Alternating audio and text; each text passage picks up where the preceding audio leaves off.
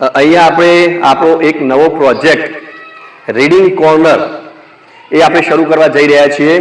તો રીડિંગ કોર્નરમાં કઈ રીતના છે, શું કરવાનું છે અને એની આ તમામ જે કામગીરી છે એ કઈ રીતના કરવી એવું તમને અહીંયા સમજાવી દઈશું. કે અહીંયા રીડિંગ કોર્નર છે, અમુક બુક્સ અહીંયા આપણે લટકાવેલી છે, બીજી અમુક બોક્સમાં પણ મૂકેલી છે.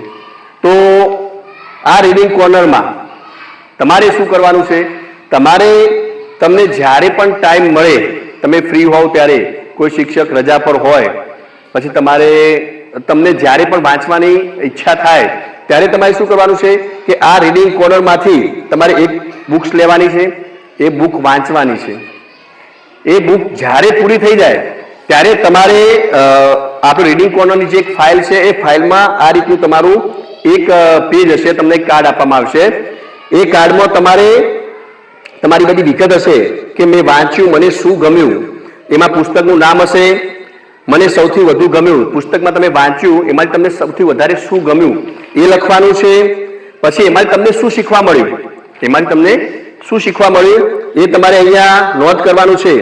અને એમાં 5 સ્ટાર છે તો તમે એ બુકને કેટલા સ્ટાર આપવા માંગો છો એ વિગત આમાં લખવાની છે. બરાબર. તો આ રીતના આપણે 1 વર્ષનો ટાર્ગેટ આપણે 20 પુસ્તક રાખીએ છીએ. તમારે જેટલા પુસ્તક વંચાય એટલા પુસ્તક વાંચવાના છે. અને પુસ્તક વંચાઈ ગયા પછી તમારે એનું રિવ્યુ એ તમારે આ તમારા કાર્ડમાં નોંધવાનું છે. બરાબર. તો એ રીતના આપણે અહીંયા રીડિંગ કોર્નરનો આપણે ઉપયોગ કરીશું. જ્યારે પણ તમને સમય મળે, તમે ફ્રી હોવ ત્યારે તમે આ બુક વાંચી શકો, રિસેસમાં વાંચી શકો છો, કોઈ શિક્ષક રજા પર હોય તો એ વખતે તમે વાંચી શકો છો. એમ તમારે 1 વર્ષમાં તમે જેટલા પુસ્તક, આપણું ટાર્ગેટ 20 પુસ્તકો છે, પરંતુ તમારાથી વંચાય તેટલા પુસ્તક તમારે વાંચવાના છે.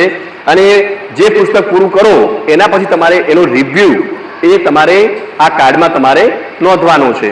બરાબર. તો અહીંયા આપણે જે રીડિંગ કોર્નરની શરૂઆત કરવા જઈ રહ્યા છીએ એ આપણે અહીંયા આજથી શરૂ કરીએ છીએ. એટલે તમારે જ્યારે પણ તમને સમય મળે ત્યારે તમે આ પુસ્તક વાંચી શકો. બરાબર. Okay, thank you.